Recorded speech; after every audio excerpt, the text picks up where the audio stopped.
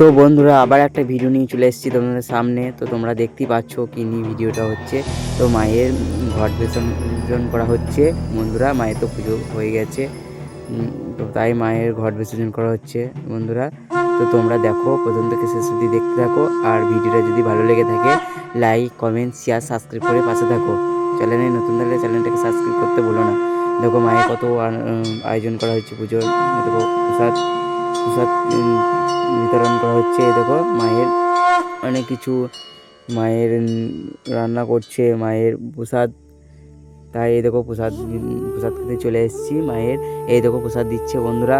তো আমাদের দাদা ভাই, তারপরে আমাদের পাড়া প্রতিবেশীরা সবাই এ দেখো হাতে হাত মিলিয়ে সবাই প্রসাদ দিচ্ছে, তাই প্রসাদ খাচ্ছে সব। তো আমরা এই সারা বছর পর এই পুজোতে অপেক্ষা করি, আনন্দ করি। সারা বছর পর এই পুজোটা কবে অপেক্ষা করে থাকি যে কবে আসবে এই পুজোটা। এই পুজোটাতে আমরা 6-7 দিন ধুম হয় পুজোতে। তাই আমরা এই পুজো উপলক্ষে তাই প্রসাদ বিতরণ করা হচ্ছে সকল সকল গ্রামবাসীরা, এবং সবাই প্রসাদ খেতে চলে এসেছে, তাই প্রসাদ দিচ্ছে বন্ধুরা। তো তোমরা যদি এই পুজো দেখতে যাও চলে এসো বন্ধুরা। এই রাজুর গ্রামে এই উৎসব হচ্ছে, এই কালী পুজো উপলক্ষে প্রসাদ বিতরণ করা হচ্ছে।